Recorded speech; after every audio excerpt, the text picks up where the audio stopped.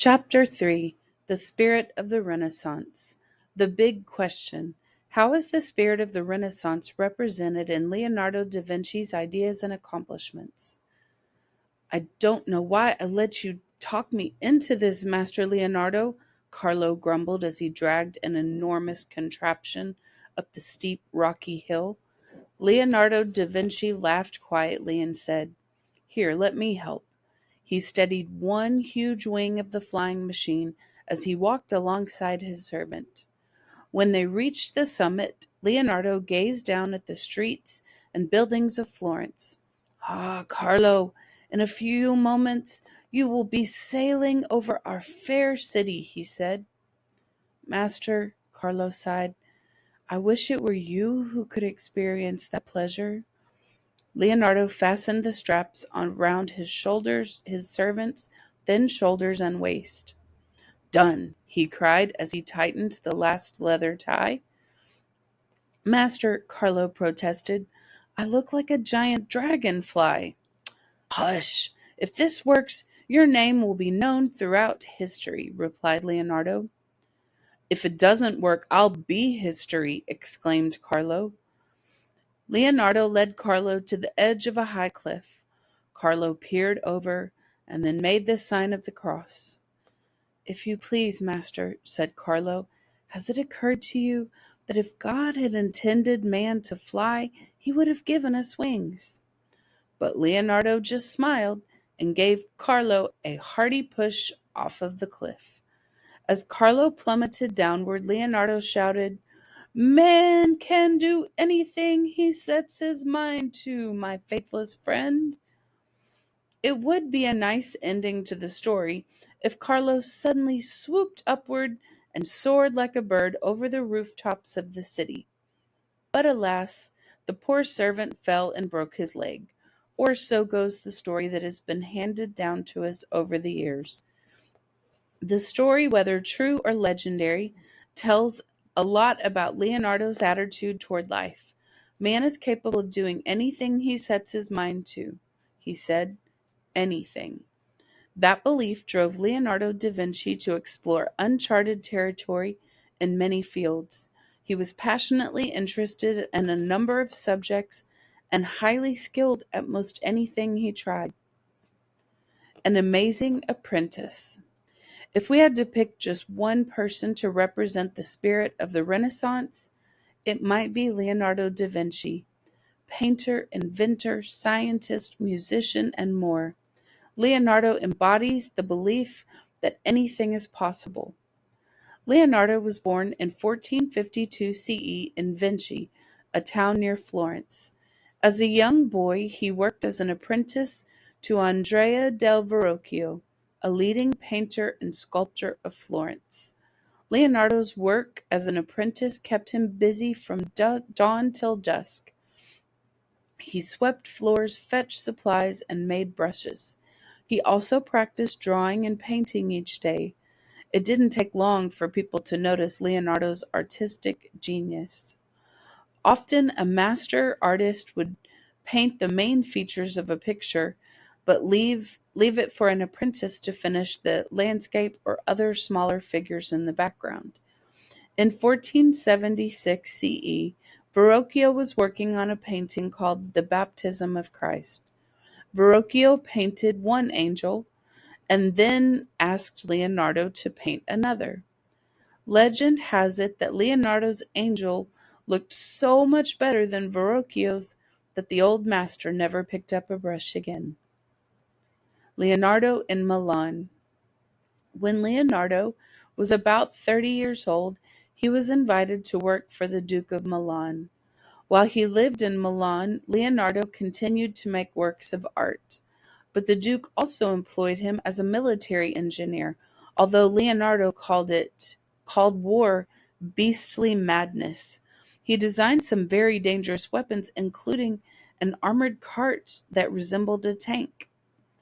When the Duke wanted to impress his fellow noblemen, he asked Leonardo to organize spectacular festivals. Leonardo created fancy stage sets and selected the music. He even designed costumes. While employed by the Duke of Milan, Leonardo constructed a huge monument made of terracotta, a clay-like material. The monument was in the shape of a horse and was to feature the Duke of Milan's father as the rider. The gigantic clay model was supposed to be cast in bronze, but the Duke wound up using the bronze to make war weapons for war. Worse yet, French soldiers invading Milan used the clay horse for target practice and completely destroyed it. The painter at work. In Milan, Leonardo was kept busy working on all kinds of projects, including designing a whole new plan for the city. Did he ever find time to paint? Yes, indeed he did. While living in Milan, Leonardo created one of his greatest paintings, The Last Supper. The painting was commissioned by the Duke of Milan. It shows Jesus having supper with his closest friends. Some scholars believe that, in particular, Leonardo focused on the betrayal of Christ and the part of the story when Jesus made the shocking announcement, "One of you will betray me." Leonardo attempted to capture the very moment when the 12 apostles, Jesus' closest and most trusted followers, heard those words. How do you paint 13 men at a table and still show all their facial expressions? Leonardo decided to place the apostles in groups of three, with Jesus seated alone in the middle. Notice how the artist isolates the figure of Judas, the betrayer of Jesus. Judas leans back away from Jesus. Leonardo paid careful attention to the men's faces and their gestures, especially their expressive hands. He wandered the streets of Milan searching for exactly the right faces to use as models for the people in his painting. The Last Supper is painted on the wall of a dining hall in a monastery. While Leonardo worked on the painting, the head of the monastery, called the prior, became impatient for him to finish. He complained that Leonardo was lazy and that the artist was spending too much time wandering the streets looking for the right face of Judas. Leonardo admitted that it was taking him a long time to find the right face for Judas. But he said to the prior, "If you're in a great hurry, then I could always use your face." It took 2 years, from 1495 to 1497 CE, to finish the Last Supper. The engravers made copies of it for hundreds of years.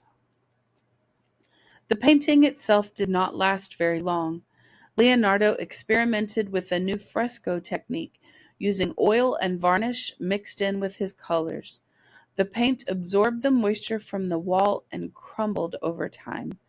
Recently, artists and scientists who specialize in restoring old paintings have used advanced techniques to try to make the Last Supper look more like Leonardo's original creation. Putting things in perspective. The Last Supper is painted on a 14 by 30-foot wall. The wall, of course, is flat, but the painting seems to have depth. It almost seems as if you could walk through the open window into the landscape in the background. To create a sense of depth in painting, Leonardo used perspective.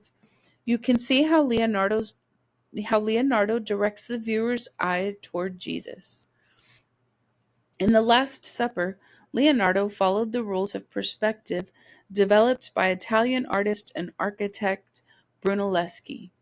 If you were to extend the lines of the ceiling to the horizon, they would meet at a vanishing point in the center of the painting, somewhere behind the head of Jesus. This draws your attention to Jesus as the most important figure in the painting. Leonardo also put an open door and windows behind Jesus. Through them, you can see the landscape in the distance. In a book he wrote on painting techniques, Leonardo added some refinements to the rule of perspective. He said that when you paint objects at a distance, you should not make them too detailed, and you should make the colors a little weaker. Leonardo the scientist. After he left Milan, Leonardo lived in several places, including his beloved city of Florence. For a while, he worked as a map maker and military engineer, and he became friends with Niccolo Machiavelli, who worked in the government of Florence for many years. In 1506 CE, Leonardo returned to Milan. As time went on, he became more interested in science than in art. In fact, at one point he wrote that he could not bear the sight of a paintbrush. When Leonardo looked at the sky and saw birds soaring gracefully through the air, he wondered, how can man fly too? Being Leonardo, he got to work and designed several devices. He tried to make a model based on the way bats flew. He boarded up the windows of the room he worked in so no one would know if his flying machine failed. It didn't work. Still, Leonardo's attempts were far from total failures. In the course of his studies, he developed some of the basic ideas for parachutes and helicopters. Leonardo explored almost every field of science, including optics, geology, botany, physics, and engineering. He made great advances in the study of anatomy. His notebooks are filled with highly detailed drawings of human bodies, not just the outside, but the inside too. Are you smiling at me? While Leonardo lived in Milan for the second time, he painted what may be the most famous painting of all time, a portrait called Mona Lisa. For many years, no one knew the identity of the woman in the picture. However, it is now believed to be Lisa Gherardini, wife of a Florentine cloth merchant named Francesco del Giocondo. For hundreds of years, people have been fascinated by the Mona Lisa. Look at the way she smiles. Leonardo added the mystery of the Mona Lisa by painting an unusual, misty looking landscape in the background. If you look closely, you will notice that Leonardo used an interesting technique called sfumato. Sfumato is a way of painting that creates smooth changes between different areas of color and shading in a picture. The end result is a soft, hazy, smoky look, the perfect background for this mysterious woman. Last years. Leonardo lived in troubled times. When fighting broke out again in Milan, he moved to Rome and worked for Pope Leo X. But the Pope seemed to favor other artists of the day. So when King Francis I invited him to France, Leonardo left Italy never to return. He advised the French king on many architectural projects before he died in 1519 CE. Leonardo da Vinci was a man whose boundless curiosity, multiple talents, and visionary imagination summed up the spirit of the Renaissance. Mirror writing. Leonardo da Vinci constantly wrote in notebooks that he carried everywhere he went. In these notebooks, he recorded his ideas, questions, and sketches, at least 10,000 pages of words on every imaginable topic. But if you want to read them, you will need a mirror. Leonardo wrote from right to left, and all of the letters are reversed.